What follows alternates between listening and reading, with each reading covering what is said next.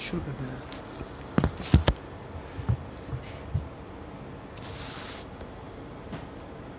بسم اللہ الرحمن الرحیم. کوئی سوال ہے آپ کے ذہن میں؟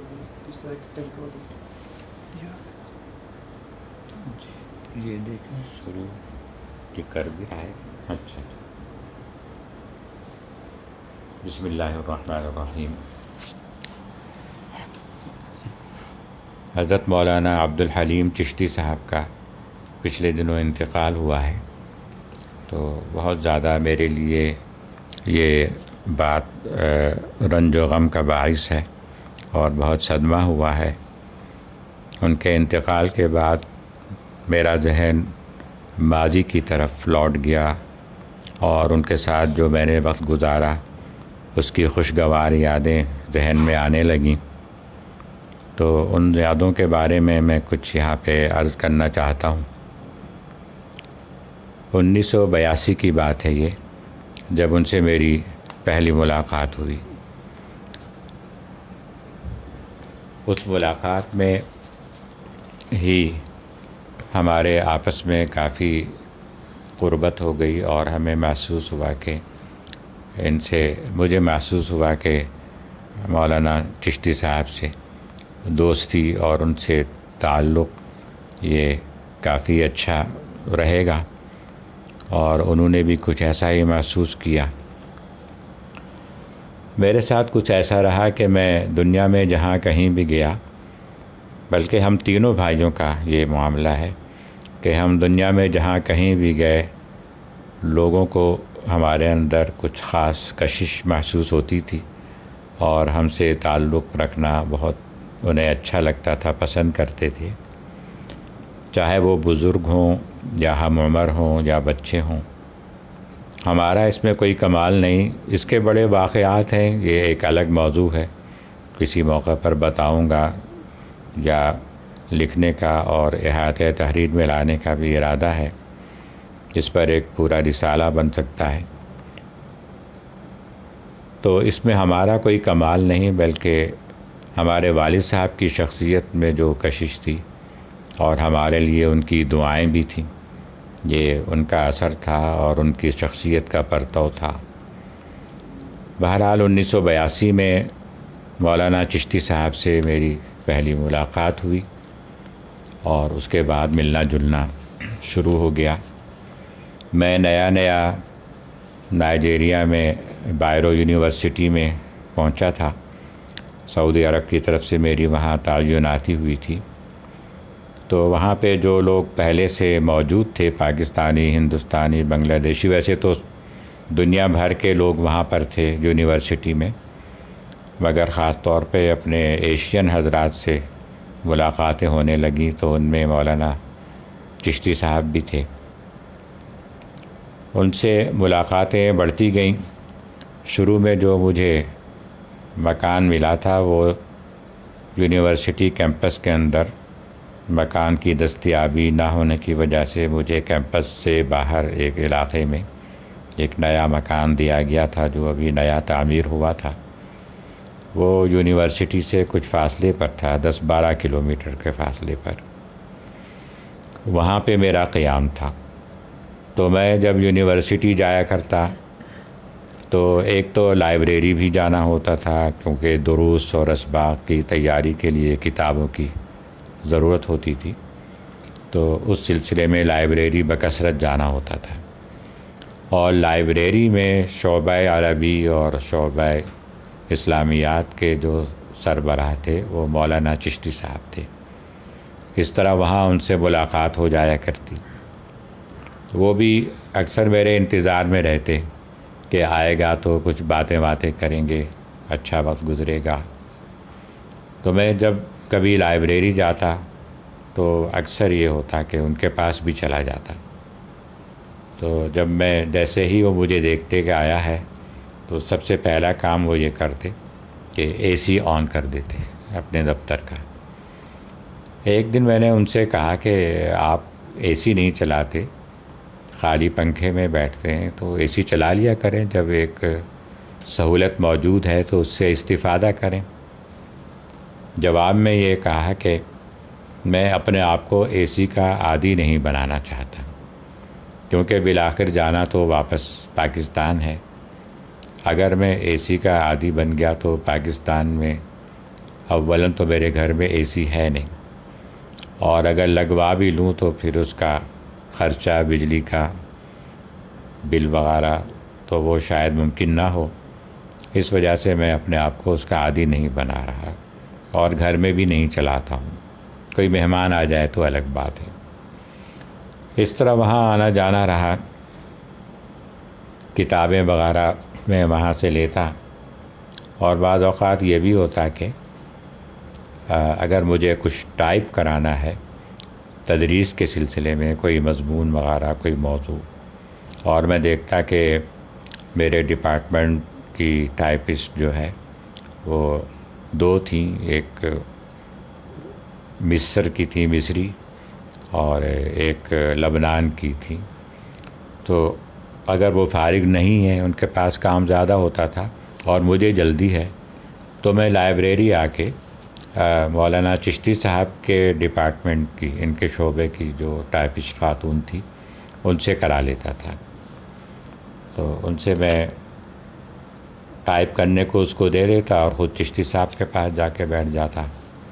ایک دن وہ کہنے لگی کہ آپ کی جو رائٹنگ ہے یہ بہت خوبصورت ہے، بہت اچھی ہے، اور بتایا کہ میرے پاس تو بہت لوگوں کی ہینڈ رائٹنگ آتی ہے، لیکن آپ اور ایک ڈاکٹر عبد المحسن، ایک مصری تھے، اور ایک مولانا چشتی صاحب کا نام لیا کہ ان کی رائٹنگ بہت اچھی ہے، اچھی لگتی ہے اور صاف پڑھی جاتی ہے۔ تو میں نے چشتی صاحب سے کہا کہ بھئی وہ آپ کی تعریف کر رہی تھی، آپ کے خط کی۔ تو چشتی صاحب کے مزاج میں ایک خاص بہت زیادہ ظرافت تھی، ظریفانہ باتیں کیا کرتے تھے۔ تو سننے کے بعد کہنے لگے کہ اچھا، یہ تو بہت خوشی کی بات ہے، شادیہ نے میری تعریف کی، ویسے بتائیے اور کیا کیا کہہ رہی تھی۔ وہ چونکہ اس کی عمر ایسی تھی اور خوش شکل بھی بہت تھی، تو اس میں یہ ظریفانہ بات ہوئی تو مجھے بھی بہت اچھا لگا، انجوائے کیا میں نے۔ تو بہرحال ان سے ملاقاتیں رہیں۔ ایک چیز میں نے یہ محسوس کی تھی کہ قرآن کریم سے مولانا چشتی صاحب کو بہت خاص تعلق ہے، خاص لگاؤ ہے۔ اپنے بیٹے کو قرآن حفظ تو کرا لیا تھا، لیکن اسے صحیح یاد نہیں تھا، تو بڑی فکر رہتی تھی انہیں کہ کسی طرح سے اس کا صحیح ہو جائے۔ سنتے رہتے تھے، اس کو بٹھا بٹھا کے پڑھنے کو کہتے تھے، مگر لگتا مجھے یہ تھا کہ کوئی ایسی کمی ہے کہ جس کی وجہ سے اس کے لیے یاد کرنا، صحیح یاد کرنا ذرا مشکل ہے۔ وہ ایک کمی اگر اس وقت رہ جائے جب وہ حفظ کر رہا تھا اپنے قاری صاحب کے پاس، تو وہ کمی بعد میں پوری ہوتی نہیں ہے۔ کسی کی ہو جائے الا ماشاء اللہ، لیکن عام طور پہ نہیں ہوتی۔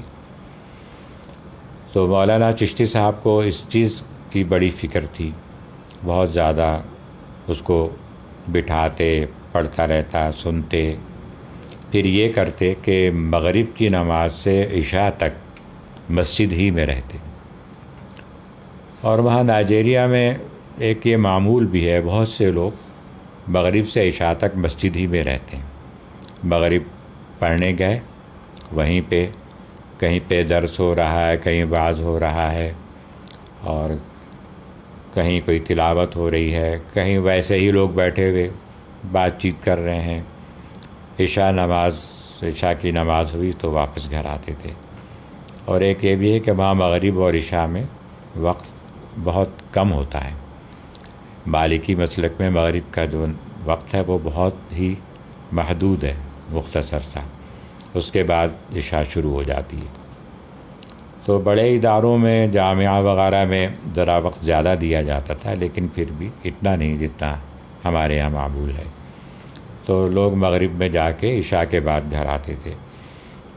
اس دوران وہاں پہ مسجد میں ایک مجلس یہ ہوتی تھی کہ کچھ حافظ حضرات اپنا قرآن سناتے تھے، تو اس میں چشتی صاحب کا بیٹا بھی سناتا تھا. دیگر حافظ حضرات تو سناتے ہی تھے، چشتی صاحب کا بیٹا بھی سناتا تھا. اور قرآن سننے والوں میں چشتی صاحب خود ہوا کرتے تھے، غلطی نکالنا اور سننا. تو اس طرح سے بیٹے کا دور بھی ہو جاتا تھا ریویژن قرآن کی، اور وہ اس طرح ایک قرآن کی مجلس بھی ہو جاتی تھی. تو قرآن کریم سے لگاؤ ہی کی وجہ سے یہ ہوا کہ میں رمضان میں تراویح پڑھایا کرتا تھا، اور وہ جگہ یونیورسٹی سے کافی دور تھی جہاں میں تراویح پڑھاتا تھا. لیکن میرے گھر سے وہ قریب تھی. میرا گھر جو تھا وہ شروع میں یونیورسٹی کے اندر نہیں تھا. یونیورسٹی میں جب تک مکان دستیاب نہیں تھا تو مجھے باہر مکان دیا گیا تھا. تو بہت قریب تو نہیں تھی لیکن نسبتاً قریب تھی. تو وہاں پہ میں تراویح پڑھاتا تھا. وہ وہاں کے شریعہ کورٹ کے چیف جسٹس صاحب کا ایک ادارہ تھا، وہاں کی مسجد تھی، وہیں ان کا مکان تھا. تو چشتی صاحب صرف اس شوق میں کہ اس کا بھی قرآن سننا ہے تو کبھی کبھی یونیورسٹی سے دور دراز وہاں آ جاتے تھے میرے پیچھے تراویح پڑھنے کے لیے. تو انہوں نے بہت زیادہ پسند کیا، اور یہاں پہ اور نائجیریا میں بھی جس کسی سے بھی ملاقات ہوئی جس کا مشترک تعلق تھا مجھ سے اور ان سے، انہوں نے اس چیز کی بہت تعریف کی کہ یہ اس کا قرآن بہت اچھا یاد ہے اور بہت اچھی قرأت ہے وغیرہ. یہاں کئی لوگ اب تک مجھے بتاتے ہیں کہ وہ بہت تعریف کر رہے تھے. تو یہ ان کی محبت ہے، ورنہ ہم تو اس قابل نہیں ہیں کہ بڑے لوگ ہماری اتنی تعریفیں کریں. تو جیسا کہ میں نے بتایا کہ میرا مکان شروع میں یونیورسٹی سے دور تھا، فاصلے پر تھا، 10-12 کلومیٹر کے فاصلے پہ. ایک مرتبہ ایسا ہوا کہ ہمارے محلے کی بجلی خراب ہو گئی، اور وہ بڑی خرابی تھی. بڑا جو ٹرانسفارمر تھا وہ جل گیا تھا. تو اعلان یہ کیا گیا، حکومت کی طرف سے بتایا گیا کہ ممکن ہے 2 دن 3 دن لگ جائیں اس کو صحیح کرنے میں. تو آپ حضرات جو ہیں تیار رہیں ذہنی طور پہ کہ 2-3 دن لگ سکتے ہیں. ان 2-3 دنوں میں چشتی صاحب نے یہ معمول رکھا کہ وہ اس محلے سے ان کا گزر صبح کے وقت ہوتا تھا، اپنے ایک بچے کو وہ اسکول لے کر جاتے تھے. تو یہاں سے گزر ہوتا تھا تو وہ میرے لیے اپنے گھر سے برف لے کر آتے تھے. فریج میں برف جماتے اور وہ گزرتے ہوئے میرے گھر میں وہ دے کر جاتے کہ آپ کے یہاں بجلی نہیں ہے تو یہ برف میں آپ کے لیے لایا ہوں. تو یہ حالانکہ میری عمر اس وقت 28 سال تھی اور ان کی 57 سال کے لگ بھگ تھی. اس کے باوجود اتنی شفقت اور محبت. لوگ کہتے تھے کہ یہ عجیب دوست ہیں، عمروں میں اتنا تفاوت ہے اور دوستی اس قدر بے تکلفانہ ہے. تو یہ ان کے حسن معاملہ کی ایک مثال ہے. اور اس کے بعد جب میں کیمپس میں منتقل ہو گیا، جامعہ کے کیمپس کے اندر مکان ملا تو وہاں منتقل ہو گیا. شروع میں یہ تھا کہ میں اپنی فیملی کو نہیں لے کر گیا تھا، اکیلا تھا. انہیں اس لیے نہیں لے کر گیا تھا کہ مجھے معلوم تھا کہ جب میں جاؤں گا تو وہ مکان جو میرے پاس تھا تو وہ خالی کر دیا گیا تھا. یونیورسٹی نے اس کو چھوڑ دیا تھا اور کہا تھا کہ ہم آپ کو اب دوسرا مکان دیں گے. میں نے کہا اچھا، میں تو پاکستان جا رہا ہوں چھٹی پہ، واپس آؤں گا تو دیکھا جائے گا. واپس جب میں جانے لگا تو میں نے سوچا کہ مکان تو اب ہے نہیں، تو بچوں کو ساتھ لے جاؤں تو رہائش میں مشکل پیش آ سکتی ہے. اور وہ فلائٹ ہماری پہنچتی تھی اتوار کو، PIA کی فلائٹ جاتی تھی، تو اتوار کو تو سب بند ہوتا ہے. پیر کو کوئی مکان وہ ہمیں کوئی جگہ عارضی طور پہ یا گیسٹ ہاؤس وغیرہ دے دیتے، لیکن یہ کہ اتوار کو چھٹی کے دن ہم لوگ کہاں جاتے. تو یہ سوچ کے میں اکیلا ہی گیا تھا یہاں سے، اور ایئرپورٹ سے سیدھا چشتی صاحب کے گھر گیا کہ وہیں پہ رہوں گا. بہت خوش ہوئے وہ بھی، تو وہیں پہ میں رہا، رات کو بھی سویا. اگلے دن مجھے جگہ دے دی گئی عارضی طور پہ کہ جب تک آپ کو باقاعدہ مکان نہیں ملتا تو یہ چھوٹا ایک، وہ ایسے لوگوں کے لیے فلیٹس بنے ہوئے تھے، وہ دے دیے گئے. اب میں وہاں پہ فلیٹ میں اکیلا. چشتی صاحب کا معمول تھا کہ وہ اکثر رات کو عشاء کے بعد جب ٹہلنے کے لیے نکلتے، تو سردی کا موسم تھا تو سر کے اوپر ایک ٹوپی موٹی وہ اوڑھ کر، جو کہ اون کی بنی ہوئی ہوتی ہے، اور ہاتھ میں ایک ڈنڈا بڑا سا. چونکہ وہاں درخت وغیرہ بہت زیادہ تھے تو ایسا نہ ہو کہ کوئی کتا وتا سامنے آ جائے یا کوئی، وہ تو ایک جنگل ایسا تھا کہ بس یوں سمجھے کہ ایک باغ تھا جس کے اندر مکان بنے ہوئے تھے. تو بعض اوقات سانپ وغیرہ بھی نظر آتے تھے، تو احتیاطاً وہ ڈنڈا بھی ہاتھ میں لیے ہوئے ہوتے تھے. تو عشاء کے بعد میرے پاس آ جاتے اور پھر ہم لوگ بیٹھ کے اپنی محفل سجاتے. چائے وائے چلتی. چائے ویسے وہ بہت کم پیتے تھے شروع ہی سے، کبھی کبھی پی بھی لیتے تھے. دودھ کے شوقین تھے. تو ہم لوگ ساتھ بیٹھ کر پھر ٹی وی بھی دیکھتے تھے. اور مزاج ان کا چونکہ کافی ادبی تھا تو وہ پسند کرتے تھے کہ ٹی وی پہ اچھے قسم کے ڈرامے یا نظمیں وغیرہ، غزلیں یہ دیکھی جائیں، یا پرانے پروگرام. تو سب باتیں کہنے کی نہیں ہوتی، لیکن بہرحال کچھ باتیں ایسی ہیں کہ چونکہ بے تکلفی بہت تھی اور ان کا بھی اور میرا بھی ادبی مزاج. تو ایک صاحب جو کہ دارالعلوم دیوبند کے فارغ التحصیل عالم تھے، وہ پرانے تھے وہاں پہ، تو ان سے وہ VCR کا زمانہ تھا تو ویڈیو کیسٹس مل جاتے تھے ایسے پروگرامز کے، تو وہ ان سے میں لیتا تھا. اور یا ایک صاحب اور تھے جو اگرچہ گھانا کے تھے لیکن انہیں ہندوستان کی اس قسم کی پرانی چیزیں، فلمیں وغیرہ بھی کہہ لیجئے، بہت پسند تھی، تو ان سے بھی مل جاتا تھا.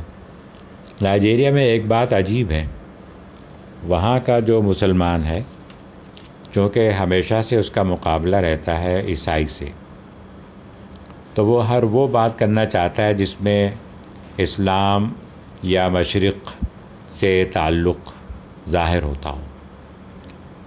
اس وجہ سے وہاں کے لوگ اردو فلمیں بہت دیکھتے ہیں، کیونکہ اس کے اندر وہ نظر آتا ہے کہ ایک فیملی ہے، لوگ مل کر رہتے ہیں. اور نئی فلمیں تو دیکھنے کی نہیں ہوتی، لیکن جو پرانی تھیں تو ان میں یہ ہے کہ آپس کا بھائی چارہ، خاندانوں میں بڑوں کا احترام وغیرہ، تو اس میں ایک مشرقیت پائی جاتی ہے. اس وجہ سے وہ عیسائیوں کے مقابلے میں یہ دیکھنا پسند کرتے تھے. تو مسلمانوں کے پاس یہ چیزیں بہت ملتی تھیں. ہمیں کچھ مل جائے تو ہم اور چشتی صاحب بیٹھ کے بھی کبھی دیکھ لیتے تھے. ایک مرتبہ میں ان کے دفتر میں گیا جب، تو پتہ چلا کہ انہیں ایک لفظ کا ترجمہ یا اس کی تحقیق مطلوب ہے، عربی کا لفظ تھا. کہنے لگے کہ بھئی اچھا ہوا تم آ گئے، یہ ایک لفظ ہے بہت عجیب و غریب ہے، کچھ سمجھ میں نہیں آ رہا یہ ہے کیا.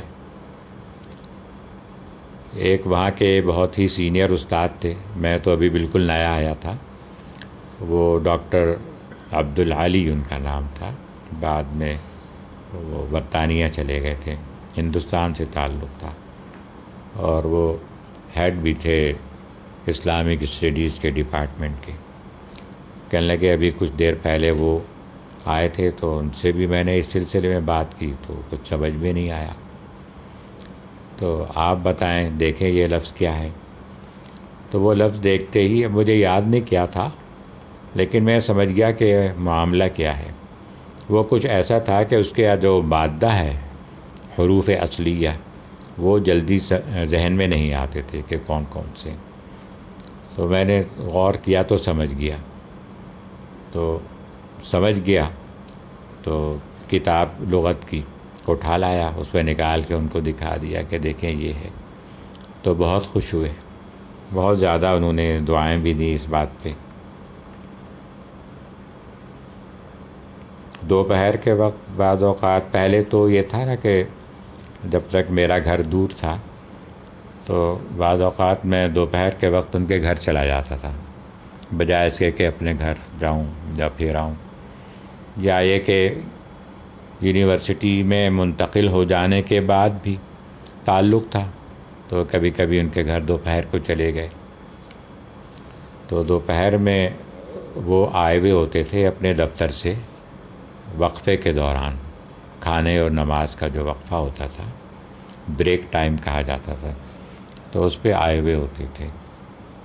تو اس دوران ان سے بڑی اچھی بات چیت ہوتی۔ ان کا ایک معمول تھا کہ کھانا گرم کرتے، جو کہ پہلے سے تیار کیا ہوا تھا، اور ان کا بیٹا، جو بڑا بیٹا ساتھ تھا، محمد، وہاں 3 بیٹے موجود تھے، 3 میں سے بڑا یہ تھا، کبھی وہ کر دیتا، تو کھانا ہم لوگ ساتھ کھاتے، اور کھانے کے بعد وہ پھر اپنی نماز پڑھتے تھے۔ حالانکہ وقت کم ہے، اب ان کو واپس جانا ہے، تو نماز تو ہم لوگ ساتھ پڑھ لیتے، لیکن نماز کے بعد بھی بہت اطمینان کے ساتھ وہ نوافل وغیرہ پڑھتے، سنتیں، اور اس کے بعد تیار ہو کے دوبارہ نکلتے، تو وہ اپنے دفتر کی طرف اور میں اپنے گھر کی طرف، یا کہیں جانا ہوتا۔ دوپہر کے وقت کی یہ ملاقاتیں ہو جاتی تھیں۔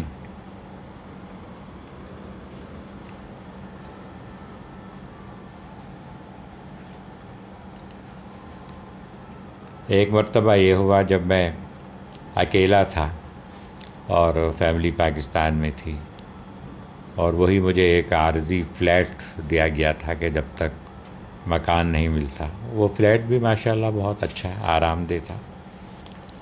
تو میرا ایک پرانا مرض ہے بچپن سے، لڑکپن کے زمانے سے، وہ یہ کہ کمر میں کبھی کبھی اچانک درد ہو جاتا تھا۔ اب الحمدللہ کافی زمانے سے نہیں ہوا، لیکن کئی سال تک یہ رہا کہ ہر سال یا ہر 2-3 سال کے بعد وہ ہوتا تھا۔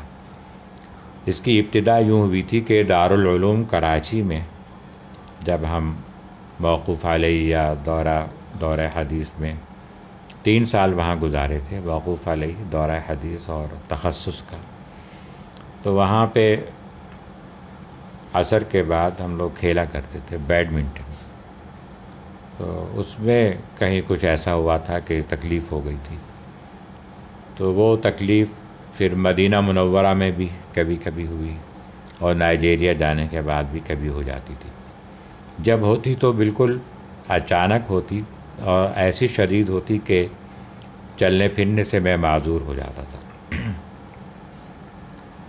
ایک مرتبہ اسی دوران جب میں اکیلا تھا اور وہ تکلیف ہو گئی، ایک تو تنہا انسان گھر میں، اوپر سے ایسی تکلیف کہ چلنے پھرنے سے معذور، بہت مشکل پیش آئی۔ تو اس میں یہ ہوا کہ مولانا چشتی صاحب کے اور ہمارے ایک مشترکہ ملنے والے تھے جو کہ کسی دوسرے شہر میں رہتے تھے۔ کبھی کبھی وہ جب آتے ہمارے شہر کا نام کانو تھا، تو چشتی صاحب سے ملنے بھی آتے، کبھی مجھ سے ملنے آتے۔ تو وہ چشتی صاحب کے یہاں آئے ہوئے تھے، تو چشتی صاحب نے ان سے تذکرہ کیا میری تکلیف کا. ان کی جو اہلیہ تھیں ان صاحب کی، ان کا نام عبداللطیف اصلاحی، اب تو مرحوم ہو گئے، اللہ رحم فرمائے. ان کی اہلیہ ہومیوپیتھک ڈاکٹر تھیں اور کچھ دوائیں وغیرہ ساتھ بھی رکھتی تھیں اپنے. تو وہ چشتی صاحب ان دونوں کو، اصلاحی صاحب اور ان کی اہلیہ کو لے کر آئے. تو ان کی اہلیہ نے دیکھا مرض، کچھ سوال جواب کے بعد وہ جس دوا پہ پہنچیں تو وہ مجھے دی. الحمدللہ اس سے فائدہ ہوا کافی. تو اس مرض کے دوران جتنے دن معذوری کی کیفیت میں رہا، تو تینوں وقت کا کھانا چشتی صاحب بنا کر میرے لیے لے کر آتے تھے گھر پہ. وہ عمر ان کی جو اب تقریباً 60 سال کی ہو چکی، کیونکہ مجھے اب وہاں ان سے ملتے ہوئے 2-3 سال ہو گئے تھے، تو اب 60 سال کے تقریباً وہ ہو چکی تھے. اس عمر میں کسی کا کھانا تیار کرنا، پھر اس تک پہنچانا، اگرچہ کیمپس کے اندر ہی تھا لیکن اس عمر میں آسان نہیں تھا یہ، اور ہر کوئی نہیں کر سکتا یہ، اللہ کہ بہت ہی گہرا تعلق اور بہت شفقت محبت ہو. تو یہ مجھے ہمیشہ یاد رہے گا ان کا یہ احسان. اللہ تعالیٰ ان کو جزائے خیر عطا فرمائے.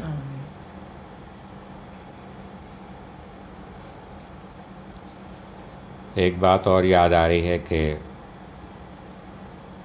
ان کی آنکھ میں تکلیف ہو گئی تھی، آنکھوں میں چشتی صاحب کے. تو اس کے لیے یہ ہوا کہ علاج کے سلسلے میں برطانیہ جانے کا پروگرام بنا.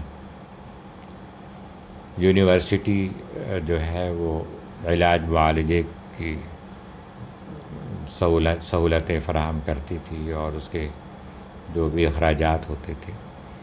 کبھی یہ تذکرہ تو نہیں ہوا لیکن ہوتا تھا کہ یونیورسٹی اخراجات برداشت کرتی تھی. تو برطانیہ گئے، وہاں پہ آپریشن ہوا. وہاں جو ڈاکٹر تھے پاکستانی تھے، وہ ڈاکٹر صاحب بہت ان کا احترام کرتے تھے، اور احترام میں وہ اتنے متاثر ہوئے ان کی شخصیت سے کہ انہوں نے اپنی فیس نہیں لی ان کے احترام کی وجہ سے. علاج مکمل ہوا تو واپس آ گئے. اس کے بعد ایک مرتبہ پھر ضرورت پڑی تو پھر جانا ہوا، پھر علاج ہوا. دیگر اخراجات تو ٹھیک ہے ہوئے، لیکن یہ کہ انہوں نے پھر اپنی فیس نہیں لی،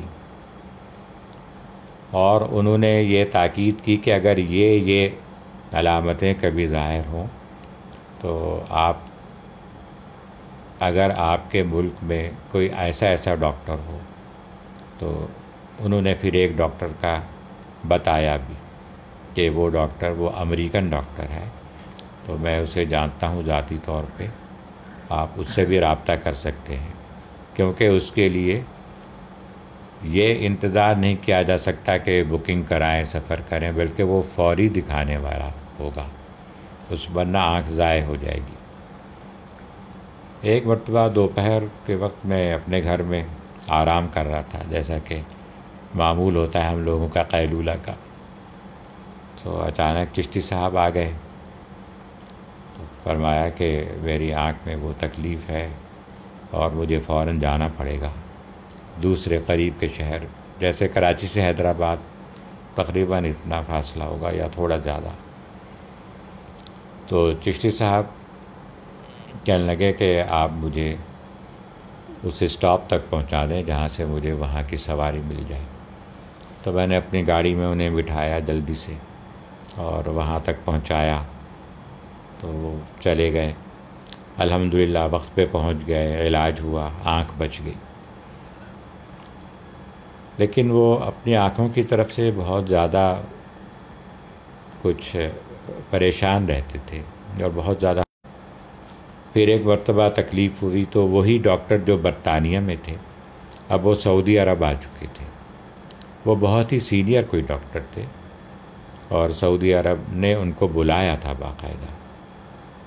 تو سعودی عرب ان کے پاس گئے، انہیں دکھایا اور بتایا کہ سعودی عرب میں سعودی اور انگریز ڈاکٹر حضرات ان کے شاگرد ہیں، تو جب وہ مجھے دیکھ رہے تھے تو اپنے شاگردوں کو بھی سمجھا رہے تھے کہ یہ کیا مرض ہے اور اس کا کیا علاج ہے وغیرہ وغیرہ۔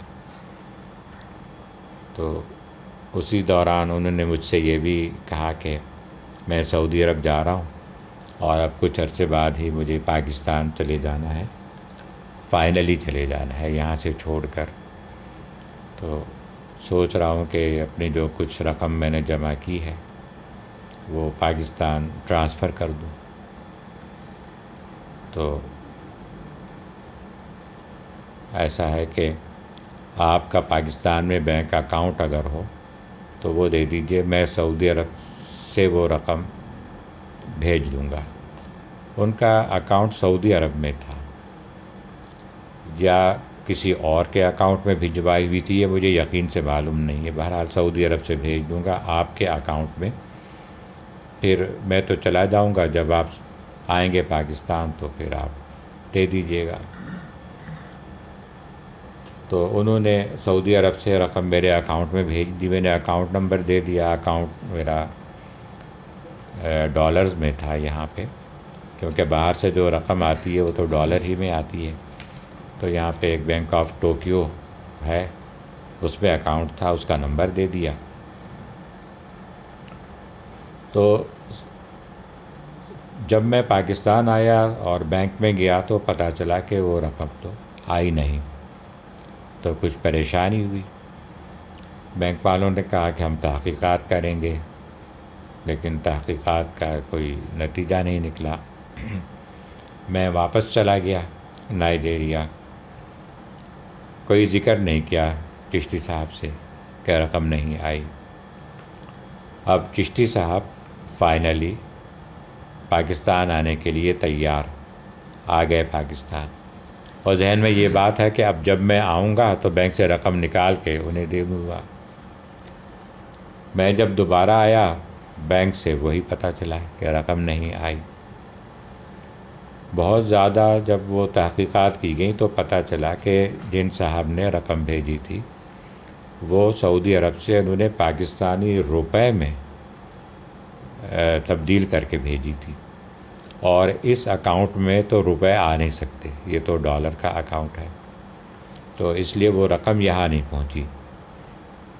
تو انہوں نے بتایا کہ فلاں جگہ آپ معلومات کریں، خاص طور پہ حبیب بینک کی ایک برانچ ہے جسے فارن ایکسچینج برانچ کہا جاتا ہے، میمن مسجد کے قریب، اور اس کے جو مینیجر ہوا کرتے تھے بہت عرصے تک ہمارے استاد مولانا سبحان محمود مرحوم کے بھائی تھے، سگے بھائی۔ تو وہاں ایک دو چکر لگائے لیکن کچھ پتہ نہیں چلا، بس یہ بتایا گیا کہ ایک اکاؤنٹ ہوتا ہے جسے لاوارث اکاؤنٹ کہتے ہیں، اس میں چلی گئی ہوگی، یا تو پاکستان میں ہوگا یا سعودی عرب میں ہوگا۔ اب میرا پھر واپسی کا وقت ہو گیا، میں نے سوچا کہ اب واپسی بھی ہے اور میں اپنا وقت انہی چکروں میں گزار دوں، دیکھا جائے گا اگلی بار آئیں گے تو۔ مگر وہ رقم چشتی صاحب کو میں نے اپنی طرف سے دے دی اور کہا کہ یہ آپ کی رقم ہے، اور کیا ہوا اس کے ساتھ وہ میں نے کچھ نہیں بتایا۔ الحمدللہ بہت میں مطمئن ہو گیا کہ کیونکہ میں نے دیکھا تھا کہ ان کے کچھ یہاں کے مالی حالات کچھ کمزور تھے اور فیملی بہت بڑی تھی، وہ رقم دے دی تھی، تو ان کو میں نے کبھی نہیں بتایا۔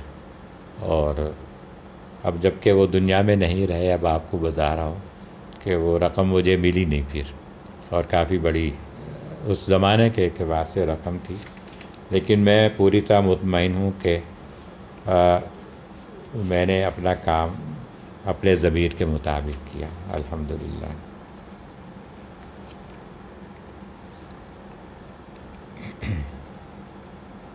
ایک لطیفہ اس وقت یاد آ رہا ہے ان کے حوالے سے۔ ایک مرتبہ میں اور وہ دونوں بازار میں، مارکیٹ میں پیدل جا رہے تھے، چلتے چلتے ایک نائجیرین شخص سامنے سے آیا اور بالکل قریب آ کے اس نے چشتی صاحب کو سلام کیا. سلام تو نہیں کیا، گریٹ، وہ ایسا ہی آدمی تھا جیسے گڈ مارننگ یا گڈ آفٹر نون اس انداز سے. تو انہوں نے بھی جواب دیا اور چل دیے. کہنے لگا کہ آپ نے شاید مجھے پہچانا نہیں ہے. انہوں نے کوئی توجہ نہیں دی، پھر چل پڑے. پھر کہنے لگا کہ آپ مجھے پہچانے نہیں. تو بہت عجیب جملہ کہا جواب میں، why should I recognise you, you are not king of the world. میں تمہیں کیوں پہچانوں، تم کوئی دنیا کے بادشاہ تو نہیں ہو. اور چل دیے. بعد میں نے پوچھا کہ یہ آپ نے اس سے یہ کیوں کہا؟ تو پھر انہوں نے وہ ایک قصہ بتایا کہ یہ دیانتدار آدمی نہیں ہے. ایک مرتبہ اس نے میرے ساتھ بدعہدی کی تھی، تو اس وجہ سے میں نے اس کے ساتھ یہ معاملہ کیا.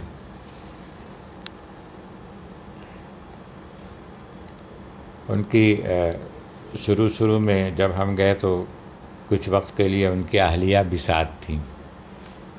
وہ بہت کم وقت کے لیے وہاں رہیں. تو ان کا مزاج کافی سادہ تھا اہلیہ کا. آپ دیکھیں گے کہ جو ٹی وی ہوتا ہے اس کی نشریات تو اب تو یہ پرائیویٹ ٹی وی چینلز کھل گئے ہیں نا. پہلے تو ہر ملک میں بس ایک ہی چینل ہوتا تھا جو کہ سرکاری ہے، جیسے پاکستان میں پی ٹی وی. اس میں جو چیز پیش کی جائے گی وہی انسان دیکھ سکتا ہے. جو پاکستان میں پیش کی جا رہی ہے پاکستان میں دیکھی جا سکتی ہے، جو سعودی عرب میں پیش کی جا رہی ہے وہ وہاں دیکھی جا سکتی ہے. نائجیریا میں ہفتے میں 2 دن ٹی وی پہ ایک پروگرام آتا تھا ریسلنگ کا، پہلوانوں کی کشتی. اس میں انہیں بہت دلچسپی تھی، دونوں کو، چشتی صاحب کو بھی اور ان کی اہلیہ کو بھی. تو ان کی اہلیہ کی سادگی یہ دیکھیں، کہنے لگی پاکستان آتے وقت کہ یہ ٹی وی ساتھ لے جاتے ہیں، اس میں تو کشتی آتی ہے، پاکستان میں تو نہیں آتی، تو یہ لے جاتے ہیں. وہ سمجھی کہ اس ٹی وی سیٹ کی وجہ سے یہ آ رہا ہے. ایک مرتبہ پاکستان سے میری واپسی ہوئی چھٹی میں، تو یہ بھی وہ وقت تھا جب میں اکیلا گیا. کبھی کبھی ایسا ہوا کہ میں کچھ عرصے کے لیے اکیلا رہا ہوں، کسی وجہ سے اکیلا گیا. تو سوچا اپنے گھر جاؤں گا، یہاں اتنی رونق میں سے جا رہا ہوں، وہاں اپنا گھر کھولوں گا اور اتنا عرصہ 2-2.5 مہینے بند رہ کے اس میں گرد وغیرہ بھی پڑی ہوئی ہوگی، کچھ کھانے پینے کو بھی نہیں ہوگا، اور تنہائی کا احساس ہوگا. والدین سے اور اپنے لوگوں سے بچھڑ کے گیا ہوں تو زیادہ محسوس ہوگا. تو میں سیدھا چشتی صاحب کے یہاں چلا گیا. تو بہت خوش ہوئے اور یہ بھی بتایا کہ بھئی وہ جو محمد ہے، وہ پہلے ہی باہر ہی ان کے چھوٹے بیٹے نے بتا دیا تھا کہ محمد بھائی جو ہیں وہ بتائے بغیر پاکستان چلے گئے، ابا کو نہ ہم کو چپکے سے چلے گئے. تو خیر اندر بیٹھے بات چیت شروع ہوئی، اور اتفاق یہ ہے کہ ہاں یہ بھی تھا کہ جس فلائٹ سے میں گیا ہوں اسی فلائٹ سے وہ ان کا بیٹا محمد آ گیا تھا، اور انہیں نہیں معلوم کہ وہ چلا گیا پاکستان. میرے پہنچنے سے پہلے ایک صاحب ایئرپورٹ سے آئے اور ان سے ملے اور کہا کہ آپ کا بیٹا آج کی فلائٹ سے جا رہا تھا. تو انہوں نے کہا کہ ارے وہ کہاں جا رہا تھا، گھر میں دیکھا تو پاسپورٹ ٹکٹ نہیں ہے. تو پتہ چلا کہ اچھا وہ چلا گیا چپکے سے. تو میں نے ان سے کہا کہ میں جو بات اب کرنے والا ہوں وہ مقصد ہے میرا. میں نے کہا کہ پاسپورٹ ٹکٹ وغیرہ چھپا کے رکھنے چاہیے تھے اس سے، اگر چھپے ہوئے ہوتے، اس کی دسترس میں نہ ہوتے تو آج یہ نہ ہوتا۔ انہوں نے جواب میں جو کہا وہ بڑی قابل غور بات ہے۔ کہا کہ اولاد سے کیا چھپانا، اولاد سے کیا چھپانا۔ تو یہ بڑی بات ہے کہ اولاد سے کیا چھپانا۔ اولاد سے قریب تر تو کوئی ہو نہیں سکتا، اولاد سے کیا چھپانا۔ تو یہ ان کی یہ سوچ کی بلندی ہے، ماشاء اللہ۔ بس یہ تھا کہ یہ آپس کی بات ہے۔ لوگ بھی کہتے تھے، میں بھی محسوس کرتا تھا کہ اولاد کی فکر بہت ہے انہیں، لیکن تربیت کا انداز صحیح نہیں ہے۔ تربیت کا انداز ہم نے اپنے والد صاحب کا بھی دیکھا تھا اور ادھر ان کا دیکھا، تو دونوں کی عمر تقریباً ایک سی تھی۔ میں نے حساب لگایا تو وہ ہمارے والد صاحب سے 4 سال چھوٹے تھے، تو 4 سال کا فرق کوئی اتنا فرق نہیں ہے، خاص طور پہ اس عمر کو پہنچ کے۔ تو تربیت کا انداز کچھ ایسا تھا کہ جس سے اولاد مزید ضد میں آ جائے، کچھ متنفر ہونے لگے۔ ہمارے والد یہ تھے کہ اگر ہم نے کوئی اچھا کام کیا ہے تو بہت تعریف کر کے حوصلہ افزائی کرتے تھے، یا کسی اچھے نیک ارادے کا اظہار کریں ہم تو حوصلہ افزائی کرتے تھے۔ وہاں یہ نہیں تھا۔ مثال کے طور پہ میرے سامنے ہی ان کے بیٹے نے کہا، ابا میں سوچ رہا ہوں فلاں امتحان کی تیاری کر لوں۔ تو جواب میں فرمایا کہ ارے تو کیا کرے گا، تو کیا بڑا سقرات بقرات ہے۔ تو اس کی دل شکنی ہو گئی، خاموش ہو کے بیٹھ گیا۔ تو اس سے میں نے یہ دیکھا کہ جو بیٹا ان کے ساتھ نہیں رہا وہ قابل ہو گیا، پڑ گیا ثانی، اور جو ساتھ تھے وہ اس وقت تک تو یہ لگتا تھا کہ کچھ بن نہیں سکتے، سوائے ایک کہ اس سے کچھ امید تھی، درمیان والا ان میں سے محمود۔ لیکن اب معلوم نہیں کہ کس حال میں ہے۔ پچھلے دنوں مفتی محمد صاحب جو شیخ الحدیث ہیں جامعۃ الرشید کے، ان سے ملاقات ہوئی تھی۔ اندازہ یہ ہوا ان کی گفتگو سے کہ ان تینوں میں سے کوئی بھی کچھ خاص نہیں پڑھ سکا، کامیاب نہیں ہوا۔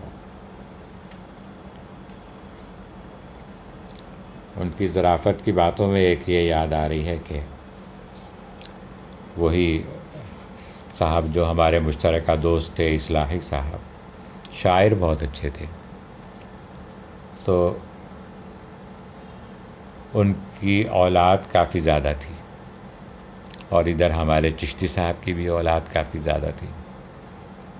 کچھ وہاں یہ بھی مشہور ہو گیا تھا کہ جو مولانا حضرات ہوتے ہیں ان کے بچے زیادہ ہوتے ہیں۔ یہ دونوں آپس میں بہت بے تکلف بھی تھے۔ ایک مرتبہ میں اصلاحی صاحب سے ملنے کے لیے، وہ دوسرے شہر میں تھے، ان کے شہر گیا۔ ملنا کیا تھا، ایسے ہی کہ اچھا وقت گزر جائے گا، تفریح ہو جائے گی۔ واپس آیا، بعد میں چشتی صاحب سے ذکر ہوا کہ میں گیا تھا۔ چشتی صاحب پوچھنے لگے کہ بھئی اصلاحی صاحب کے ہاں یہ بات ہے 1986 کی، 1986 کا کیلنڈر آیا کہ نہیں آیا؟ تو میں سمجھا نہیں۔ میں نے کہا کہ ان کے ہاں تو میں نے کوئی کیلنڈر دیوار پہ لٹکا ہوا دیکھا نہیں۔ کہنے لگے بھائی 1986 کا، ان کے یہاں ہر سال کیلنڈر آتا ہے نا، تو 1986 کا کیلنڈر آیا کہ نہیں آیا؟ پھر کہنے لگے بھائی کوئی بچہ اس سال ہوا کہ نہیں ان کا؟ ایک مرتبہ انہی صاحب کو میں نے دیکھا ہمارے شہر کانوں میں گاڑی میں کہیں آتے جاتے، تو میں سمجھ گیا کہ آئے ہوئے ہیں آج۔ اگلی ملاقات میں چشتی صاحب سے میں نے کہا کہ وہ آئے تھے، آپ سے ملاقات ہوئی؟ کہنے لگے کہ نہیں بھائی اس بار تو نہیں آئے۔ دراصل اصلاحی صاحب کی عقل تو بیوی کے دوپٹے سے بدی رہتی. میں تھوڑا سا اس کو ہلکا کر دیا ہے لفظ کو. بہت مزہ آیا. تو بیوی جدھر چلتی ہے ادھر ہی وہ چلتے ہیں. تو ادھر نہیں آنا چاہا ہوگا اس نے. بہت ظریفانہ گفتگو تھی ان کی بات. جسے کہتے ہیں کہ جو شخص مجلس کے اندر باغ و بہار ہو، تو ایسا لگتا تھا کہ ان کا جو سراپا ہے وہ باغ و بہار ہے. مرنجان مرنج جسے کہتے ہیں. بہت اچھا لگتا تھا ان سے مل کے ہمیشہ. ایک بار رات کے وقت تشریف لائے. میں نے دروازہ کھولا تو وہ جب اپنے خاص موڈ میں ہوتے تھے تو استاد کہہ کے بلاتے تھے. تو کہنے لگے استاد یہ کیا معاملہ ہے بھائی؟ ہم سے تو بہت خفیہ رکھا اور بہت ہنس رہے ہیں. تو میری سمجھ میں کچھ نہیں آیا. پھر انہوں نے دوہرایا. میں نے کہا اندر تو آئیے بیٹھے ہیں باتیں کرتے ہیں. کہنے لگے بھائی کل ایک خاتون آئی تھی. ایک بڑا مشہور وہاں کا شہر ہے سوکوٹو. تو وہ وہاں سے آئی تھیں. ان کے ساتھ میں ایک چھوٹا سا بچہ تھا. تو وہ آئیں اور ایک صاحب انہیں میرے پاس لے آئے کہ یہ آئی ہیں اور پاکستان سے ہیں اور شفیق صاحب کے بارے میں پوچھ رہی ہیں، ان سے ملنا چاہتی ہیں. تو وہ صاحب مجھے جانتے تھے تو میرے پاس لے آئے. میں انہیں گاڑی میں بٹھا کے آپ کے ہاں لے کر گیا. تو آپ گھر پہ تھے نہیں. اب سوچ میں پڑ گیا کہ کیا کیا جائے. یہ اس شہر میں آئی ہیں، ان کو کہیں تو رہنا ہے. اگلے دن ان کو پاکستان کی فلائٹ سے چلے جانا تھا. تو ان کو ایک دن یہاں گزارنا تھا. وہ کہہ رہی تھی کہ میں پورے کانوں میں ایک شفیق صاحب کو جانتی ہوں. تو شفیق صاحب 2 تھے کانوں میں، ایک اور بھی تھے مگر وہ یونیورسٹی میں نہیں تھے. میں نے ان کا بتایا. کہنے لگی نہیں، وہ جن شفیق صاحب کو میں جانتی ہوں وہ یونیورسٹی میں ہیں. تو آپ ہی ہوئے. تو آپ گھر پہ نہیں تھے. تو پھر میں نے ان کی رہائش کا کہیں بندوبست کیا. تو بھائی یہ کیا معاملہ ہے؟ خفیہ خاتون ہے اور آپ کو ڈھونڈتی پھر رہی ہیں. ہم سے بہت چھپا کے رکھا آپ نے. چھیڑ رہے تھے ایسی. تو وہ معاملہ یہ تھا کہ مجھے کچھ یاد نہیں آیا کہ ایسی کون خاتون ہو سکتی ہے. بہت میں نے سوچا. تو یہ سمجھا کہ کوئی غلط فہمی ہوئی ہے کسی کو. اس کے بعد 1 سال گزر گیا، 2-3 سال گزر گئے. تو میرے بڑے بھائی مرحوم نے فیصلہ کیا کہ شادی کرنی چاہیے. پہلے وہ شادی شدہ تھے لیکن ان کی فیملی کسی وجہ سے نائجیریا میں رہنا نہیں چاہتی تھی، پاکستان میں رہنا چاہتی تھی. اور وہ وہاں اکیلے تھے. اکیلی زندگی وہاں کافی مشکل تھی. تو انہوں نے فیصلہ کیا کہ شادی دوسری کر لی جائے تاکہ جو تنہائی کی زندگی ہے یہ نہ ہو. تو پاکستان آتے تو رشتے کی تلاش ہوتی لیکن رشتہ ہو نہیں رہا تھا. جب پتہ چل یہ بتا دیتے تھے کہ میں پہلے شادی شدہ ہوں. جب پتہ چلتا کہ شادی شدہ ہیں تو رشتہ نہیں ہوتا تھا. تو شادی دفتروں میں بھی جاتے تھے. تو ایک شادی دفتر والے نے کہا کہ بھئی آپ تو بتا دیتے ہیں کہ آپ شادی شدہ ہیں، اس طرح تو اگر پاکستان کے صدر بھی آ جائیں ہمارے پاس اور بتا دیں کہ شادی شدہ ہوں پہلے تو ان کو بھی رشتہ نہیں ملے گا. تو آپ اگر یہ بتائیں گے تو کبھی رشتہ نہیں ہوگا. تو یہ بتائے بغیر کر لیں کہیں پہ. تو وہ شادی کی رشتے کی تلاش میں رہتے تھے. ایک بار میرے پاس آیا کہ بھئی ایک مجھے رشتہ بتایا گیا اور وہ یہیں ناظم آباد 4 نمبر میں پیچھے کا ہمارا جو علاقہ ہے وہاں بہت بڑا ایک مکان ہے، وہاں پہ ایک خاتون ہے. تو ان کے بارے میں بتایا گیا اور ان خاتون سے ملاقات بھی، ان کے گھر والوں سے ملاقات کرائی گئی تو وہاں خاتون بھی تھیں. تو جب انہیں پتہ چلا نائجیریا کا تو کہنے لگیں کہ نائجیریا آپ شہر کانو میں ہیں. تو نائجیریا میں کانو میں میں بھی نائجیریا میں رہی ہوں اور کانو میں صرف ایک صاحب کو جانتی ہوں، شفیق احمد صاحب، شفیق احمد مفتی. تو میرے بھائی جب میرے پاس آیا کہنے لگے کہ بھئی ادھر ایک خاتون ہے، انہیں رشتے کی تلاش ہے اور وہ آپ کو جانتی ہیں. تو بھی مجھے نہیں کچھ یاد آیا کہ یہ کون ہے. ہاں اس نے یہ بھی کہا کہ جب میں واپس آ رہی تھی تو کانو نے آئی تو میرا تو کوئی جاننے والا کانو میں تھا نہیں، ان سے کچھ تعارف تھا تو ان کے یہاں گئی تھی مگر وہ ملے نہیں تھے. مجھے چشتی صاحب والا قصہ یاد آ گیا. میں نے سوچا کہ ایک یہ جو دل میں ایک کنفیوژن سی ہو رہی ہے یہ کون ہو سکتی ہے، اس کو ختم کرنا چاہیے. میں نے کہا پیچھے ہی تو ان کا گھر ہے 2 گلیاں چھوڑ کے. تو ایک دن میں چلا گیا تو وہ باہر ہی سبزی والے سے سبزی خرید رہی تھیں، ریڑھی والے سے. تو دیکھ کے فوراً لگا کہ انہیں کہیں دیکھا ہے. کہاں دیکھا ہے کچھ یاد نہیں آیا. خیر تو گئے اندر بیٹھے ان کے والدین بھائی وغیرہ. تو پتہ چلا کہ یہ خاتون ہے. ایک مرتبہ ہم لوگ چھٹی گزار کے یہاں سے جا رہے تھے واپس، بچوں کے ساتھ میں جا رہا تھا تو یہ خاتون ہوائی جہاز میں ملی تھی اور یہ انہوں نے بتایا کہ مجھے وہاں ملازمت ملی ہے نائجیریا میں تو میں پہلی بار جا رہی ہوں. چونکہ پہلی بار جا رہی ہوں، دیکھا ہوا نہیں ہے، اکیلی ہوں، تو اس وجہ سے میں کچھ معلومات چاہتی ہوں آپ سے. تو وہ نائجیریا کے بارے میں کچھ معلومات حاصل کرتی رہیں. اس کے بعد اپنی سیٹ پہ جا کے بیٹھ گئیں اور نائجیریا پہنچے. ان کو لینے کے لیے ان کی منسٹری کے لوگ آئے ہوئے تھے، وہ ان کے ساتھ چلی گئی. ہم لوگ اپنے گھر چلے گئے. یہ وہ خاتون تھیں. جب وہ اپنے شہر چلی گئیں سوکوٹو تو پہلے یہ پتہ بھی نہیں تھا، پتہ چلا کہ وہ اس وقت تک غیر شادی شدہ تھیں. تو وہاں پہ ان کو رشتہ ملا اچھا، تو ایک پاکستانی کا، تو شادی کر لی. لیکن یہ کہ ان کا آپس میں نباہ نہیں ہو سکا، طلاق ہو گئی. ایک بیٹا ہوا. اس کو لے کر جب وہ واپس آ رہی تھیں تو ذہن میں تھا کہ کانو سے فلائٹ لینی ہے اور ایک دن پہلے کی فلائٹ وہاں سے آتی تھی. تو اب کانو میں کہاں جاؤں؟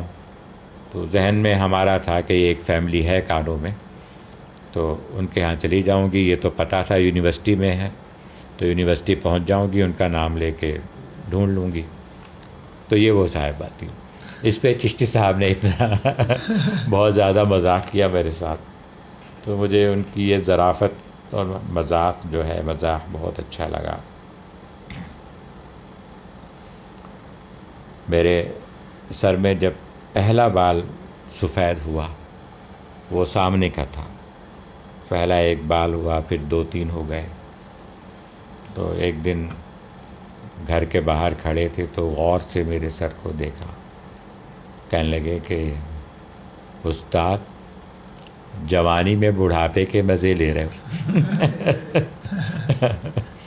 استاد کہتے تھے ایسے میں، استاد جوانی میں بڑھاپے کے مزے لے رہے ہو، بال سفید ہو رہا ہے تمہارا. کتابوں سے ان کو بہت زیادہ لگاؤ تھا. ایک تو ان کا سبجیکٹ ہی کتاب کا تھا، لائبریری. جس کتاب کے بارے میں معلوم کرنا ہو تو ان سے تفصیلات مل جاتی تھیں. ایک بار میں نے کہا کہ مجھے پاکستان ہندوستان کا یہ جو علاقہ ہے بر صغیر پاک و ہند کا، کوئی ایسی کتاب بتائیے کہ یہاں کے علماء اور علمی شخصیات کا تعارف جن میں ہو، کیونکہ میں یہاں نائجیریا میں اپنے علماء کا تعارف کرانا چاہتا ہوں. تو مجھے یاد ہے انہوں نے بتایا تھا بلکہ لکھ کر دیا تھا کہ ایک کتاب ہے رجال الہند والسندھ، رجال الہند والسندھ. تو آخر تک ان کے ہاتھ کا لکھا ہوا میرے پاس رہا نائجیریا میں. وہ ایک کاپی میں لکھ کر دیا تھا، بس آتے وقت بہت کچھ چھوڑ آیا تو وہ بھی وہاں رہ گیا. کتاب ہی کے شوق میں ایک مرتبہ یہ ہوا کہ ہم دونوں ایک بہت بڑا اسٹور تھا، سپر مارکیٹ جسے کہتے ہیں، اس میں تھے۔ گھوم پھر کے خریداری کرنے کے بعد جب یہ ہوا کہ اب جیبوں میں پیسے بھی کم رہ گئے، تھکاوٹ بھی ہو گئی، سوچا گھر کو واپس جاتے ہیں۔ واپس نکلنے سے پہلے اسٹور میں جو سیکشن تھا کتابوں کا، سوچا اس کو بھی دیکھ لیں۔ اب وہاں جو گئے تو کتابوں کی معلومات بہت تھی ان کو۔ ایک کتاب نظر آئی، کہنے لگے کہ استاد یہ کتاب یہاں پر رکھی ہوئی ہے، اس کی تو مجھے بڑی تلاش تھی اور بہت کام کی کتاب ہے، آپ بھی لے لیں میں بھی لیتا ہوں، اور قیمت بھی کم ہے۔ اتنی کم قیمت میں مل رہی ہے یہ بھی تعجب ہے، موقع اچھا ہے۔ لیکن ہم نے جو اپنی جیبیں دیکھی تو شاپنگ کرنے کے بعد اتنی رقم نہیں تھی کہ ہم وہ 2 کتابیں لے سکتے۔ کہنے لگے ابھی گھر چلتے ہیں، پیسے لے کے واپس آتے ہیں، اور اچھا خاصا دور تھا گھر۔ تو ہم لوگ گئے گھر، پیسے لیے، پھر واپس، اور وہ کتابیں خریدیں۔ تو وہ کتاب جو ہے میرے پاس رہی آخر تک۔ آتے ہوئے میں پھر بہت سی کتابیں دے آیا تھا جس میں وہ بھی تھی۔ اچھا وہ کتاب جو تھی وہ لغت کی کتاب تھی، عربی سے انگریزی اور انگریزی سے عربی، لیکن نام مجھے یاد نہیں آ رہا اس وقت۔ اس کے ساتھ ہاں، اس کتاب کے ساتھ یہ ہوا تھا کہ کوئی صاحب مانگ کر مجھ سے لے گئے تھے، میرے پاس کم عرصہ رہی، اور مانگ کر کوئی صاحب لے گئے، 2 کتابیں لے گئے جو مجھے بہت پیاری تھیں۔ ایک تو یہی، اور دوسری کتاب بچپن سے میرے ساتھ تھی، محسن اعظم اور محسنین اس کا نام تھا۔ وہ ہم سب بہن بھائیوں کو اور ہمارے جو ساتھی تھے، حکیم اختر مرحوم کے صاحبزادے مولانا مظہر اور ان کی ہمشیرہ، ہماری ہمشیرہ، اور ہم تینوں بھائی، جب ہمیں اردو پڑھائی گئی تو وہ کتابیں خریدی گئی تھیں ہم سب کے لیے۔ وہ کتاب عجیب و غریب کتاب تھی، اور اتفاق ہے کہ کسی کے پاس نہیں رہی وہ۔ ابھی کل ہی ہمشیرہ آئی ہوئی تھی تو میں ان سے کہہ رہا تھا کہ بھئی وہ کتاب اپنی ڈھونڈو، وہ کیسے گم ہوئی وہ پھر ایک قصہ ہے۔ تو وہ میں نائجیریا لے گیا تھا کہ بچی، ایک ہی بچی تھی، تو اس کو اردو پڑھاؤں گا تو یہ کتاب پڑھاؤں گا۔ مگر وہ کتاب جو چشتی صاحب کے ساتھ لی تھی، اور یہ ایک صاحب لے گئے، اور پھر وہ واپس نہیں لائے، اور یاد بھی نہیں رہا کہ لوگ بہت کتابیں لے کر جاتے تھے مجھ سے، تو بعض اوقات بھول جاتا تھا کہ یہ کون لے کر گیا تھا، بہت لوگ ان سے پوچھتا رہا، کچھ پتہ نہیں چلا۔ تو وہ کتاب تو اس طرح گئی۔ پھر ایک اور لغت کی کتاب بہت زبردست تھی، المورد اس کا نام تھا، وہ انگریزی سے عربی تھی، لیکن بڑی مفصل تھی، بہت موٹی، اس کو اٹھانا بھی مشکل۔ وہ چشتی صاحب مجھے ہدیہ کر کے آئے تھے آتے وقت، تو آتے وقت وہ میں وہاں اپنے ڈپارٹمنٹ کے لائبریری کو ہدیہ کرایا تھا تاکہ کام آتی رہے لوگوں کو۔ اچھا ایک سوال ہے، آپ تو سعودی عرب کی طرف سے مبعوث ہو کر گئے تھے، جی چشتی صاحب کن کے بہاف سے ہوئے؟ جی، چشتی صاحب کا یہ تھا کہ میں سعودی عرب کی طرف سے وہاں مبعوث تھا، اور بھی مبعوثین تھے ہمارے نائجیریا میں، میرا خیال میں 70-80 کے قریب مبعوثین ہوں گے، جو مختلف ملکوں سے تھے، پاکستان سے بھی تھے، ہندوستان سے، اور افریقہ کے ممالک سے، عرب ممالک سے، مختلف ممالک کے لوگ تھے۔ ہمارے شہر میں کانوں میں جو مبعوثین تھے اس وقت وہ 4 تھے، جن میں ایک میں تھا، اور ہماری یونیورسٹی ہی میں ایک صاحب اور تھے جو کہ گھانا سے تعلق رکھتے تھے۔ پھر بعد میں میرے بڑے بھائی بھی آ گئے تھے، پہلے وہ وہاں نہیں تھے، تو اس طرح ہم یونیورسٹی میں 3 ہو گئے تھے، اور 2 اور تھے۔ ایک دوسرا کالج تھا جو کہ لیگل، قانون سے متعلق، لیگل کالج جسے کہتے ہیں، اس میں تھے۔ تو ایک صاحب، بلکہ ابھی میں آپ کے آنے سے پہلے انہیں کی کتاب کا مطالعہ کر رہا تھا، مجھے میراث کے ایک مسئلے کا مراجعہ کرنا تھا، تو وہ میراث کے موضوع پر اچھی کتاب ہے ان کی، ان کا سبجیکٹ ہی میراث تھا، وہ وہی پڑھاتے تھے۔ تو صلاح الدین حیدر لکھوی، مولانا سجاد لکھوی ایک ہے نا جو حکومت میں اکثر ممبر پارلیمنٹ کے رہتے ہیں، جی تو ان کے رشتہ داروں میں ہیں۔ تو انہوں نے وہ کتاب جب چھاپی تو مجھے بھیجی۔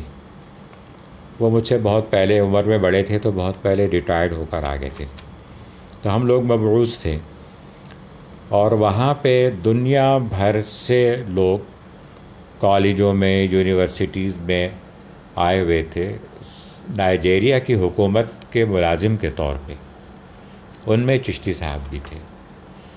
نائجیریا کی مالی حالت اتنی اچھی تھی کہ امریکہ، برطانیہ وغیرہ، آسٹریلیا کے لوگ بھی جو ٹیچنگ لائن میں تھے وہ چھوڑ کے نائجیریا جاتے تھے یہاں کی اچھی تنخواہوں کی وجہ سے۔ لیکن آہستہ آہستہ نائجیریا کے حالات خراب ہوئے اور معیشت خراب ہوتی گئی، جبکہ خراب ہونے کے بعد بھی کہتے ہیں نا کہ ہاتھی مرنے کے بعد بھی 1.25 لاکھ کا ہوتا ہے، اب بھی ان کی ہمارے مقابلے میں معیشت بہت اچھی ہے، لیکن کسی زمانے میں جو تھی وہ بات نہیں ہے۔ تو ایک تو ان کی اکانومی کمزور ہوتی گئی، دوسرا ان کی پالیسی یہ تھی کہ جیسے جیسے ان کے اپنے لوگ تیار ہوتے جائیں گے ہر فیلڈ میں تو اپنوں کو رکھیں گے، باہر والے واپس جاتے رہیں۔ تو اس طرح چشتی صاحب بھی واپس آ گئے تھے۔ ان کی جگہ پہ جو شخص آیا تھا اب وہ بھی ریٹائرڈ ہو گیا، وہ وہاں کا مقامی باشندہ تھا۔ ان کے آ جانے کے کوئی 20 سال کے بعد ایک کتاب کی ضرورت پڑی تو میں وہیں گیا جہاں یہ بیٹھا کرتے تھے اپنے لائبریری کے جس شعبے میں، وہاں گیا، اس کتاب کو تلاش کیا، نہیں ملی، اور کچھ مجھے لگا بھی کہ کچھ وہ نظم و ضبط وہ ہے نہیں پہلے والا۔ ایک شخص اس زمانے کا، چشتی صاحب کے زمانے کا جونیئر اسٹاف وہ ملا، تو میں نے کہا کہ بھئی مجھے یہ کتاب چاہیے، میں اس کی تلاش میں ہوں۔ کہنے لگا آپ بیٹھیے، میں ڈھونڈ کے لاتا ہوں۔ ڈھونڈ کے لایا، کتاب دی، اور ایک بات اس نے کہی، کہنے لگا کہ جب سے چشتی صاحب چلے گئے ہیں تو یہ ہمارا جو شعبہ ہے، یہ والا ڈپارٹمنٹ کہتے ہیں اسلامک اور عربک کا، تو اس میں وہ نظم و ضبط رہا نہیں ہے، اس لیے آپ نے دیکھا کتاب کتنی مشکل سے ملی۔ تو چشتی صاحب کے جانے کے بعد لائبریری کو ابھی تک 20 سال گزر گئے ہیں، ویسا آدمی نہیں ملا۔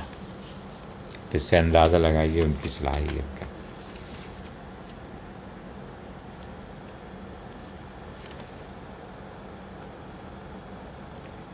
ان کا جو ادبی ذوق تھا، ایک مرتبہ یہ ہوا کہ ایک مشاعرہ،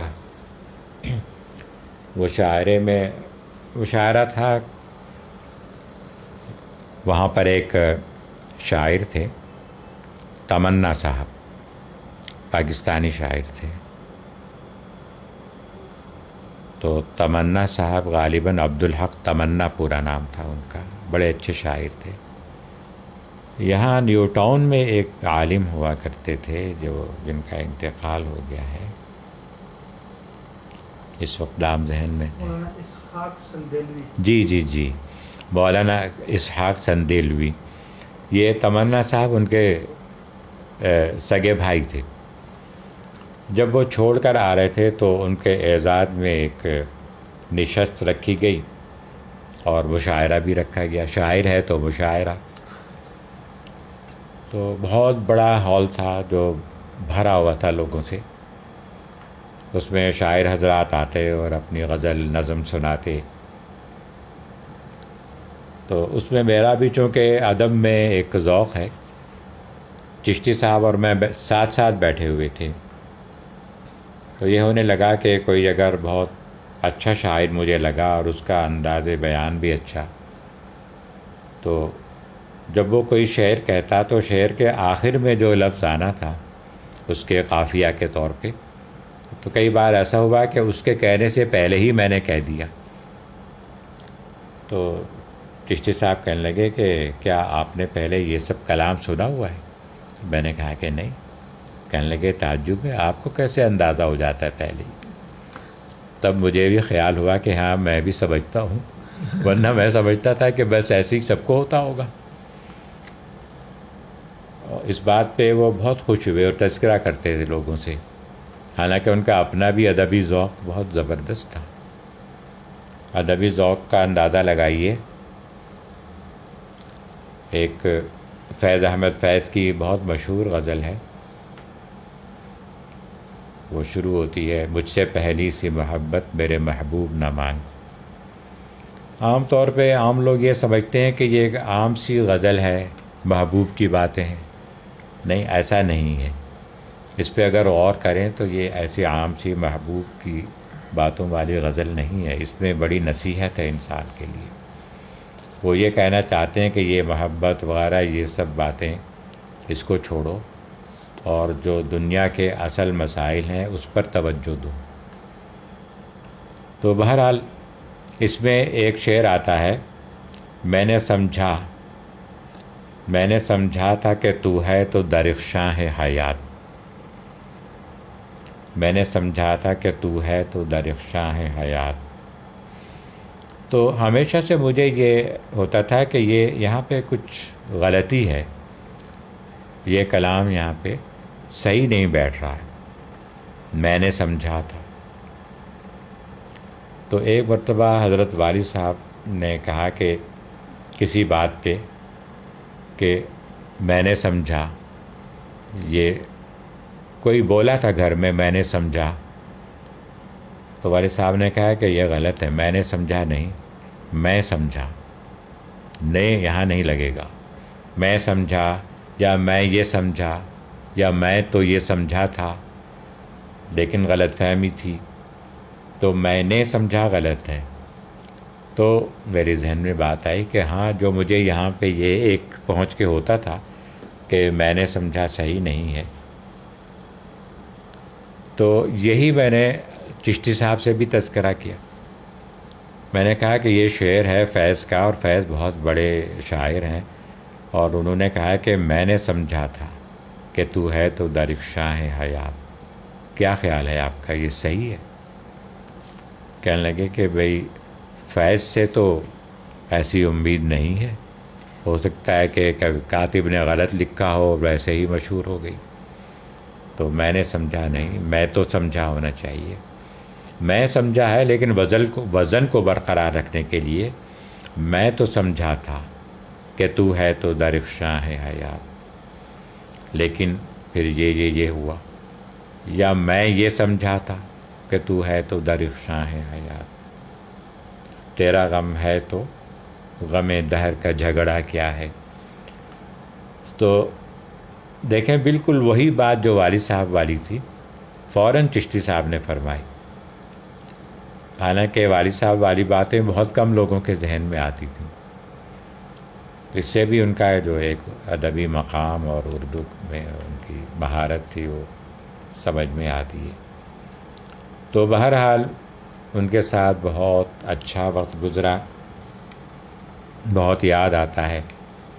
میں جب یہاں آتا تھا، چشتی صاحب تو بہت پہلے آ گئے تھے، تو لالو کھیت میں ان کا چھوٹا سا گھر تھا.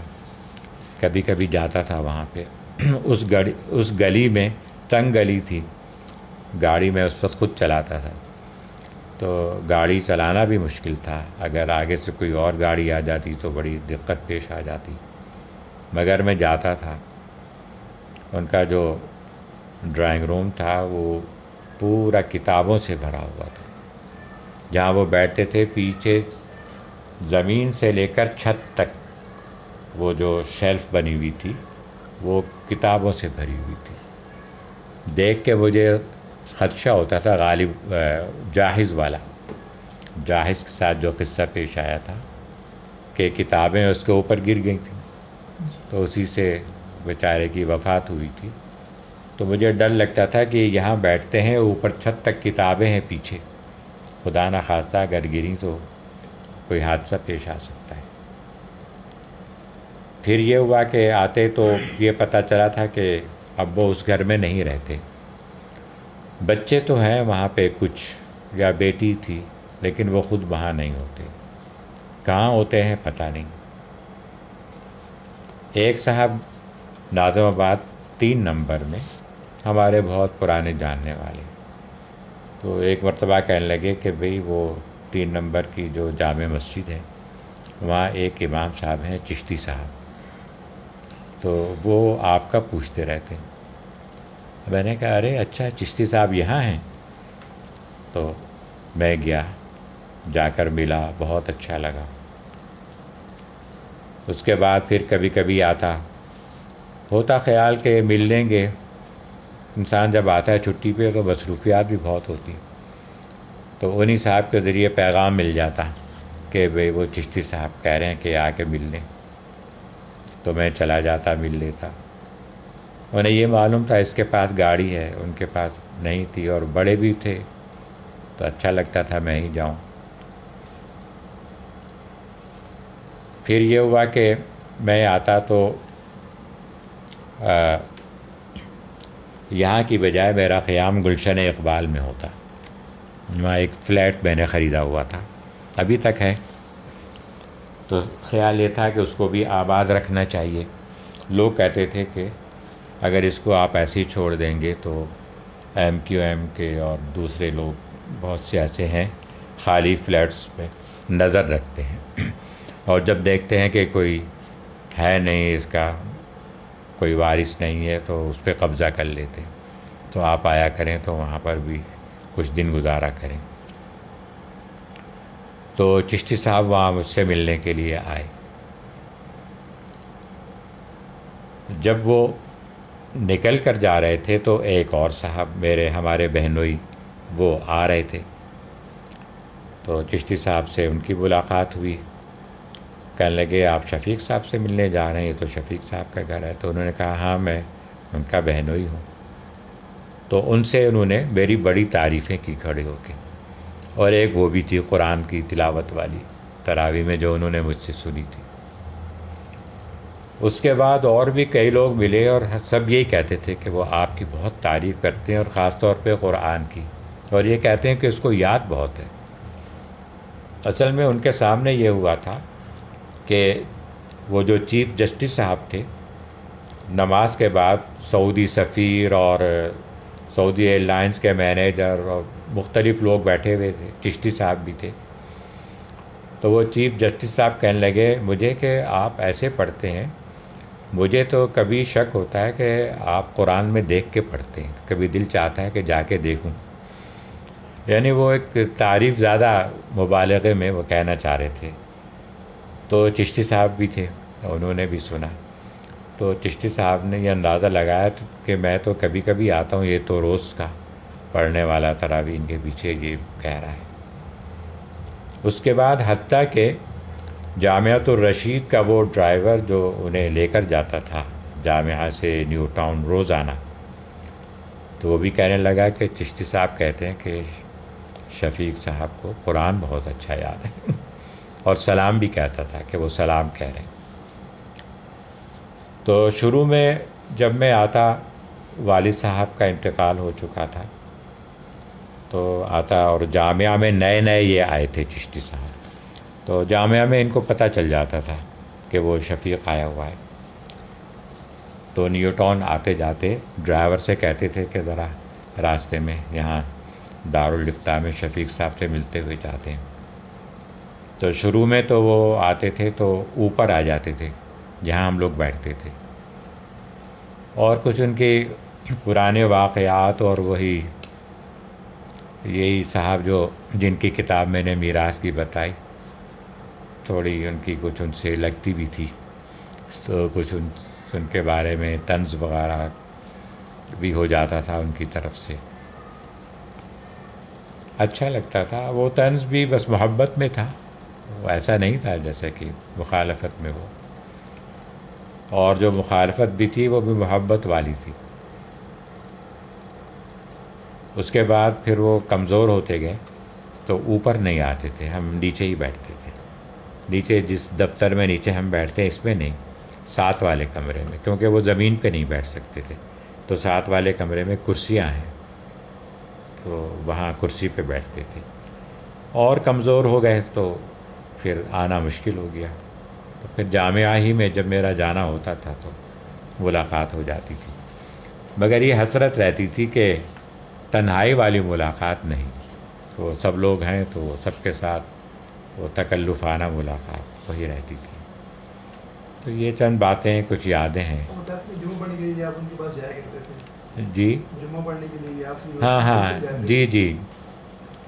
میں جب آتا اور جب جس دوران گلشن اقبال میں ہوتا، جمعے کا دن آتا تو محلے کی مسجد میں جانے لگا تو مزہ نہیں آیا. وہ امام صاحب کا انداز اور قرات پسند نہیں آئی. ان کی آواز بہت ہی پتلی تھی، ذرا زنانہ پن. پھر پیچھے دوسرا محلہ تھا، مسجد تھی ذرا نسبتاً ذرا دور تھی مگر چلا جاتا تھا. تو وہاں اس لیے نہیں مزہ آیا کہ ادھر کے امام صاحب کی آواز بہت زیادہ پتلی تھی تو ان کی بہت زیادہ بھاری تھی. بالکل اس کے برعکس تھا. وہ جمعیت علماء اسلام کے کوئی یہاں کے سرکردہ لیڈر بھی ہیں اپنے علاقے کے، اور ابھی مجھے یہ بعد میں کچھ عرصہ قبل پتہ چلا. میں نے اپنے میرے کزن ہیں اور جو میرے برادر نسبتی بھی ہیں، ان کے گھر پہ دیکھا انہیں تو پتہ چلا اچھا یہ جمعیت علماء اسلام کے یہاں کے عہدیدار ہیں. بہت اچھے لگے. پھر میں نے سوچا کہ اب کہیں اور جایا جائے نماز کے لیے. پتہ چلا کہ چشتی صاحب ان دنوں کراچی یونیورسٹی میں رہائش پذیر ہیں اور وہاں پہ جمعہ کی نماز پڑھاتے ہیں وہاں کی جامع مسجد میں. تو میں وہاں جانے لگ گیا. جمعے کے وقت گاڑی نکالتا وہ چلا جاتا. گیٹ پہ جب پہنچتا تو وہاں پہ فوجی جو ہوتے تھے وہ ہوا کرتے تھے. تو روکتے، پوچھتے کہ کہاں جا رہے ہیں، کس سے ملنے جا رہے ہیں. تو میں کہتا کہ میں جمعہ پڑھنے جا رہا ہوں. تو وہ تعجب کا اظہار کرتے، ایک دوسرے سے کہتے کہ بھئی باہر سے جمعہ پڑھنے تو کوئی نہیں آتا، لیکن وہ روک بھی نہیں سکتے تھے. اس طرح میں جاتا تھا. تو جمعے کی نماز ان کے ساتھ پڑھ کے تو ان کے ساتھ گھر پہ کچھ دیر بیٹھتا، باتیں ہوتی، چائے وائے چلتی، تو آ جاتا. بڑا اچھا لگتا تھا. اس طرح بہت گہرا ایک بہت پرانا تعلق ان کے ساتھ تھا. لیکن اب مجھے ایک حسرت یہ ہے کہ ان کے جو آخری دن تھے، چونکہ اب جامعہ جانا میرا بہت کم ہوتا ہے. وہاں جاتا تھا تو ملاقات ہو جاتی تھی. تو اب جامعہ جانا نہیں ہو رہا تھا تو ان سے ملاقاتیں بھی نہیں ہو رہی تھیں. پھر جب سنا کچھ عرصہ قبل کے بیمار ہیں تو ان کے جو معالج ہیں ڈاکٹر صاحب، وہی ہماری والدہ کے بھی معالج ہیں، انہوں نے بتایا. تو میں نے کہا کہ میں جاؤں گا ان سے ملنے کے لیے. تو انہوں نے کہا کہ کوئی فائدہ نہیں، کیونکہ وہ نہ پہچانیں گے نہ بات کر سکیں گے، تو کوئی فائدہ نہیں ہے. جب انہیں پتہ ہی نہیں چلا کہ کون آئے، بلکہ اس سے قبل ایک بار آپ سے بھی میں نے ذکر کیا تھا تو آپ نے بھی کہا تھا کہ زیادہ بیمار ہیں. لیکن اس وقت تک پہچانتے تو تھے. اگر اس وقت بھی چلا جاتا تو اچھا تھا. پھر یہ مفتی محمد صاحب ایک دن تشریف لائے تھے، جامعہ کے شیخ الحدیث ہیں، مفتی بھی ہیں. انہوں نے بھی یہی بتایا کہ پہچانتے نہیں ہیں اور بات چیت بھی ممکن نہیں. تو بس یہ ایک افسوس اور حسرت ہے دل میں کہ آخر میں ملاقات نہیں ہو سکی. اللہ تعالیٰ ان کی مغفرت فرمائے، رحم فرمائے.